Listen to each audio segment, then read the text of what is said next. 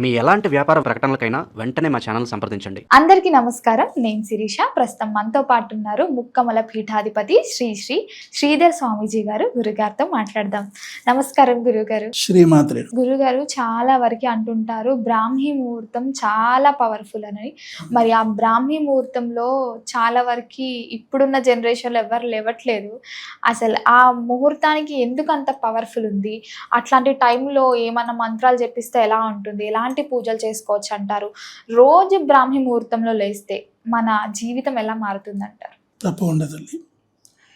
ఇక్కడ యోగులు అనేవారు పగటి కాలంలో నిద్రపోయి రాత్రి కాలంలో మేలుకుంటారు అని చెప్పేసి శాస్త్రం చెబుతుంది.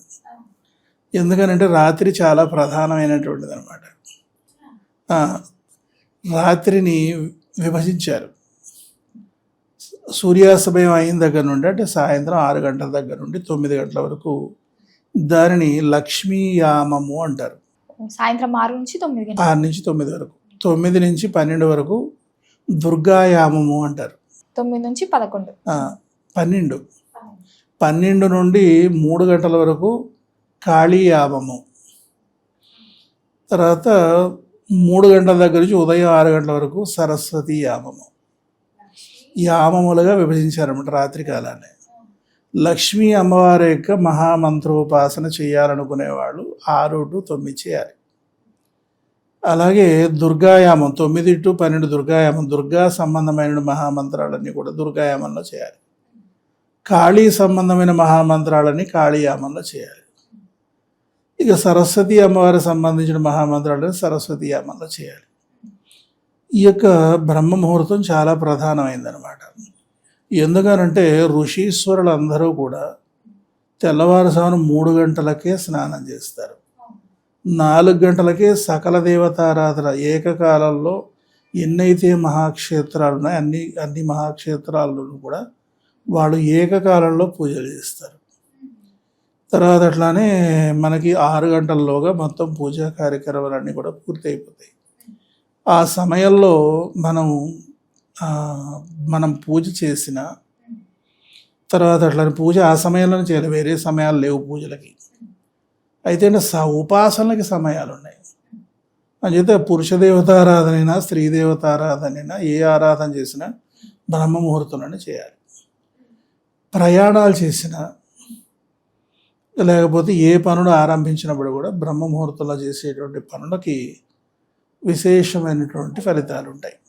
అంచేత బ్రాహ్మీ ముహూర్తం అన్ని ముహూర్తాల్లో గట్లా శ్రేష్టమైన ముహూర్తంగా చెప్పబడుతుంది అనమాట. అంచేత ఇది చాలా ప్రధానమైనటువంటి ముహూర్తం. అంచేత ఈ సమయంలో లేచిన వాళ్ళకి తేజస్సులో తేడా వస్తుంది, మేధస్సులో తేడా వస్తుంది. అలాగే వెంటనే ఆ బ్రహ్మ ముహూర్తంలో స్నానం చేసినటువంటి వారికి ఏ విధమైన అనారోగ్యం చేయదు. ఆ సమయంలో మనం ఏదైతే పారాయణం చేస్తామో, జపం చేస్తామో, ఏదైనా చదువుతామో, ఏదైనా ఏ విద్య అయినా సరే అభ్యాసం ఆ సమయంలో చేస్తే మెమరీలో ఉండిపోతుంది, అది స్థిరంగా ఉంటుందన్నమాట. అది వీటిని ప్రధానంగా దృష్టిలో పెట్టుకోవాలి. ఈ బ్రహ్మ ముహూర్తం అంత ప్రధానమైనటువంటిది అనమాట. ఎందుకంటే సకల దేవతారాధన సకల మునులు ఋషులు చేసేటువంటి సమయం. అలాగే సరస్వతి అమ్మవారిని ఉపాసన చేయాల్సిన సమయం. సరస్వతి అమ్మవారు కేవలం విద్యని జ్ఞానాన్ని ప్రసాదించడమే కాదు, ఆకర్షణని ఇచ్చేది కూడా సరస్వతీదేవి. కానీ చాలా మందికి సరస్వతి అమ్మవారు అనగానే విద్యనే గుర్తుకొస్తుంది. అవునమ్మా, చాలా ఉన్నాయి తల్లి. సరస్వతి స్వరూపాల్లో అనేక సరస్వతి స్వరూపాలు ఉన్నాయి. ఒక్కో సరస్వతి ఒక్కో రకమైన ఫలితాన్ని ఇస్తుంది. అందుచేత మనకి ఏది కావాలి అనే దాన్ని బట్టి సరస్వతి మహామంత్రం ఉంటుంది.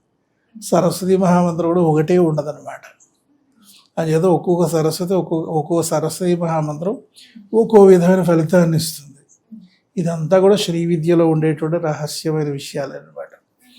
అందుచేత ఏంటంటే సరస్వతి అనగానే ఏదో ఓమయం సరస్వతి అంటే కుదరదండి. అందులో రహస్యమైన మహామంత్రాలు, అద్భుతమైన మహామంత్రాలు ఉన్నాయి. అది కేవలం 1 లక్ష జపం చేయడం ద్వారా మన ఫలితం వచ్చేస్తుంది. కొన్ని మహామంత్రాలు 10,000 జపం చేస్తేనే ఫలితాలు వచ్చేస్తాయి. అందుచేత చాలా విశేషమైన ఫలితాలు ఉంటాయి అన్నమాట. అందుచేత ఈ ప్రకారంగా బ్రాహ్మీ ముహూర్తంలో చేసేటువంటి ఈ పనులకి అద్భుతమైన ఫలితాలు వస్తాయి. ఇప్పుడంతా కూడా చూడండి, ఈ ఎంత ఆ, అర్చకులు కానీ, మహాపండితులు కానీ, లేకపోతే సన్యాసులు కానీ, యతులు కానీ, తర్వాత అలాగే సిద్ధులు కానీ, యోగులు కానీ, తాపసులు కానీ, ఋషులు కానీ, వీళ్ళందరూ కూడా చూడండి వయస్సుతో నిమిత్తం లేకుండా బ్రహ్మాండ తేజస్తో వెలిగిపోతుంది, అవును, అసలు వాళ్ళ వయసు కూడా కనిపించదు. కనపడదు. అది ఎందుకనంటే ఈ సమయంలో లేచి వాళ్ళు చేసే సాధన వలనే వాళ్ళకి ఆ తేజస్సు వస్తుంది. అందుచేత చాలా విశేషమైన ఫలితాలు మనం సాధించుకోవచ్చు. మనకి దక్షిణ భారతదేశం కంటే ఉత్తర భారతదేశంలో బ్రాహ్మీ ముహూర్తంలో లేచి ఆరాధన చేసేటువంటి వాళ్ళ సంఖ్య చాలా ఎక్కువ. మనకంటే తేజస్సులోను, మేధస్సులోను, శక్తులను వాళ్ళే అధికంగా ఉన్నారు. ఈ మనకంతా కూడా కొంచెం దక్షిణ భారతదేశం వచ్చేసరికి కొంచెం బద్ధకం ఉంటుంది. లేచి చేయాలంటే అంతా కూడా పోస్ట్ పోన్ చేసేటువంటి గుణం ఉంటుంది, సూర్యుడు వచ్చే వరకు కూడా. లేచేట పరిస్థితి ఉంటుంది. కానీ వాళ్ళు అట్లా కాదు. వాళ్ళు ఎంత స్ట్రాంగ్గా ఉంటారంటే, ఇప్పుడు మనం కనీసం సాఫీగా ఉండే రోడ్డు మీద మనం నడవలేము, వాళ్ళు కొండలు అవలీలగా ఎక్కేస్తారు. వాళ్ళకి ఆయాసం అనేది రాదు. తర్వాత అలాగే వాళ్ళు కొండల్ని ఎక్కుతూ ఎట్లాగా మనల్ని మోసుకుంటూ కూడా ఎక్కేస్తారు. గుర్రంతో సమానంగా పరిగెట్టేస్తారు వాళ్ళు. వాళ్ళకి ఆయాసం అనేది రాదు. అంత శక్తి నార్త్ ఇండియన్స్లో ఉంటుంది. ఎందుకనంటే నేను ఒక చిన్న ఎగ్జాంపుల్ మీకు చెప్పాలి. కాశీ క్షేత్రానికి వెళ్ళాను నేను. కాశీ క్షేత్రం చాలా ఇరుగ్గా ఉండేది పూర్వం, ఇప్పుడు చాలా బాగుంది. ఆ ఇరుకు సందులో నేను స్ఫటికలింగం కొందామని వెళ్ళాను అక్కడికి. ఇక అంతా తిరుగుతూ వచ్చాను, అసలు ఎక్కడ దొరకలేదు. వచ్చేసి రూమ్కి వచ్చి పడుకున్నాను. ఎవరో తలుపు తట్టారు. లేవలేక లేచి తలుపు తీస్తే ఒక దాదాపు 70-75 మధ్యలో ఉంటాయి ముసలాయనకి. ఆయన వచ్చి, బాబాజీ నేను మీకు కాళ్ళు ఒత్తుతాను, ఇది తిరిగేసి వచ్చారు. నాకేమొద్దా, నువ్వు చాలా పెద్ద ఆయన, నువ్వు అందులో విశ్వనాథుడు ఏ రూపంలో వస్తాడో తెలియదు కాశీలో, కాళ్ళు వద్దు ఏమవుతుంటే నేను కాఫీ తాగుతాను, టీ తాగుతాను కదా, టిఫిన్ తిన్నా, ఇదిగో డబ్బులు తీసుకుని వెళ్ళిపో అన్న. లేదు బాబాజీ, స్వామీజీ మీరు పాదాలు వద్దొచ్చు, మీరు తప్పించుకుంటున్నారు, నాకు రూపాయలు వద్దు, మీరు ఏదన్నా మీ పాదసేవ చేసుకుంటే నాకు డబ్బులు ఇస్తే తీసుకుంటే అది వద్దండి, బలీరికి ఇచ్చావయ్యా అని చెప్పేసి అని. సరే కాడు ఆయన వచ్చి అట్లా కాళ్ళలో పట్టుకుంటే ఒక ఇనప ఊసలు ఎంతైతే స్ట్రాంగ్గా ఉంటాయో అంత స్ట్రాంగ్గా ఉన్నాయి ఆయన వేళ్ళు. ఒక్కసారిగా బాబోయ్ అనేసి, ఏం తింటున్నావా కడుపుకి మొత్తం అంత ఐరన్లా ఉన్నాయి అంటే ఆయన రహస్యం చెప్పండి. నేను తెల్లవారుజామున 3 గంటలు వేస్తా గురువుగారు, గంగకి వెళ్తా, స్నానం చేస్తా, గుండి గణపతి, విశ్వనాథుడు, అన్నపూర్ణేశ్వరి, తర్వాత అట్లానే విశాలాక్షి దర్శనం చేసుకొని ఒక ఛాయ్, ఒక జిలేబీ తింటా. మధ్యాహ్నం 4 రోటీలు, బంగాళాదుంప కూర, మళ్ళా సాయంత్రం ఒక ఛాయ్, అంతే నేను తినేది తాగేది. ఎక్కడికి నేను ఏ వెహికల్ ఎక్కడ నడుచుకుంటూనే పోతాను. ఒక నమస్కారం చేశాను నేను, ఏమి స్ట్రాంగ్ ఉన్నాడు అని చెప్పి. ఏమండి ఇది మీరు ఇదే చెప్తున్నారు మీరంతా, మహాశివరాత్రికి వస్తారు మహానుభావులైనటువంటి యోగులు, సిద్ధులు, వాళ్ళంతా వాళ్ళు ఇంతంత పెద్ద బండలు చిటికన వేలతో బదులు కొట్టేస్తారట. అంతంత బండలు ఇట్లా అవలేలుగా ఎత్తేస్తారట. అంత శక్తి ఉంటుంది వాళ్ళ దగ్గర. శివోపాసన మహిమ అంటాడు వాడు. చూసారా? అంటే వీడు బ్రాహ్మీ ముహూర్తంలో లేవడం వల్ల అంత శక్తి వచ్చేస్తుంది, అంత మహిమ వస్తుంది, అంత తేజస్సు వస్తుంది, మేధస్సు వస్తుంది, జ్ఞానం కలుగుతుంది. ఎంత అద్భుతంగా వాళ్ళ యొక్క తేజస్సు ఉంటుందని మనం వర్ణించలేం. వితౌట్ ఎనీ మేకప్ వాళ్ళు తేజస్సు ఉంటారు, అంత తేజస్సు ఉంటుంది. మరి గురుగారు, ఈ బ్రాహ్మీ ముహూర్తంలో ఎలాంటి మంత్ర జపం చేస్తే మనకు కలిసి వస్తుందండి? ఏదైనా చేయొచ్చు. ఎందుకంటే రాత్రి కాలంలో పురుష దేవతా మంత్రాలు చేయకూడదు, పగటి కాలంలో స్త్రీ దేవతా మంత్రాలు చేయకూడదు. రాత్రికాలం అంతా అమ్మవారిది, పగటి కాలం అంతా శివుడిది. అయితే ఏంటంటే బ్రహ్మ ముహూర్తంలో పురుష దేవతారాధన చేయొచ్చు, స్త్రీ దేవతారాధన చేయొచ్చు. ఈ ఒక్క సమయానికి అవకాశం. రాత్రంతా శ్రీ రూపం శ్రీ విద్యోపాసన అంటే అమ్మవారి యొక్క ఉపాసన. పగటి కాలం అంతా విష్ణు ఆరాధన కావచ్చు, శివారాధన కావచ్చు, గణపతి కావచ్చు, సుబ్రహ్మణ్య కావచ్చు, సూర్యోపాసన కావచ్చు, పగటి కాలమే చేయాలి. రాత్రి కాలం అసలు ముట్టుకోకూడదు, మంత్రాలు ముట్టుకోకూడదు, పూజలు ముట్టుకోకూడదు. మరి ఒక మంత్రం తెలియజేయండి గురుగారు. తప్పకుండానమ్మా. బ్రాహ్మీ ముహూర్తంలో మనం చేసుకోవాల్సినటువంటి అద్భుతమైనటువంటి మహామంత్రము అంటే అన్ని విధాలుగాను శ్రేయోదాయకము, సమస్త దోష నివారణము, సర్వ సౌభాగ్యప్రదము, సమస్త దోషహరణము మానసాదేవి మహామంత్రమే చెప్తాను. ఈ మహామంత్రం జపం చేసుకోవడం ద్వారా అనేక దోషాలు పోతాయి, అభీష్ట సిద్ధి చేకూరుతుంది, ఏది కావాలంటే అది అమ్మిస్తుంది. మంత్రం ఓం హ్రీం శ్రీం క్లీం ఐం మానసాదేవ్యై స్వాహ. ఓం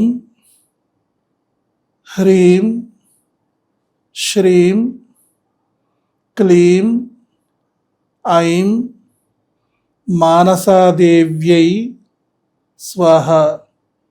ఓం హ్రీం శ్రీం క్లీం ఐం మానసాదేవ్యై స్వాహ. ఇదే మహామంత్రం. మానసాదేవి ఫోటో మీరు నెట్లో డౌన్లోడ్ చేసుకోవచ్చు. చిన్నగా ఫోటో డౌన్లోడ్ చేసుకుని ఫ్రేమ్ కట్టించుకొని పూజా మొదలు పెట్టుకొని ఓ చిన్న వెండి గ్లాసులో కానీ కప్పులో కానీ కాచిన పాలలో పంచదార కానీ తేనె కానీ బెల్లపొడి కానీ కలిపి నైవేద్యం పెట్టి ఈ మంత్రం జపం చేసి అది ప్రసాదంగా తీసుకుంటే మనం సాధించలేనిది ఏమి ఉండదు. ఎన్నిసార్లు జపం చేయాలి? 108 సార్లు తగ్గకుండా జపం చేసుకోవడం చాలా సులభము. ఇంకా నా అనుభవంలో నేను చెప్తున్నానమ్మా, అన్ని మహావిద్యల్లోనూ కలియుగంలో ప్రత్యక్షంగా భక్తుల్ని, ఆర్తుల్ని, జనుల్ని రక్షించేటువంటి ఏకైక అమ్మవారు మానస. అంత శక్తి ఉంది ఆ తల్లికి. కలియుగంలో ఆ తల్లిని పట్టుకోవాల్సిందే. నా అనుభవంతో చెప్తున్నాను నేను. ఎంతమందిని ఆ తల్లి కాపాడుకుంటుందంటే ముకాబల మహాక్షేత్రంలో మానసాదేవి తపస్సు చేసింది ఆవిడ. చాలా పీఠంలో ఉంటుందమ్మ. ఇంకా తల్లి లీలలు అపారం తల్లి. 56 సంవత్సరాలు వచ్చినటువంటి అమ్మలు కూడా పిల్లలు కంటున్నారు.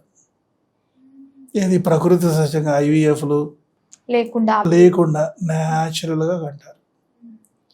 ఇలా ఎన్ని నిదర్శనాలు అంటే ఇక మనకు ఓపిక ఉండే వినాలంతే.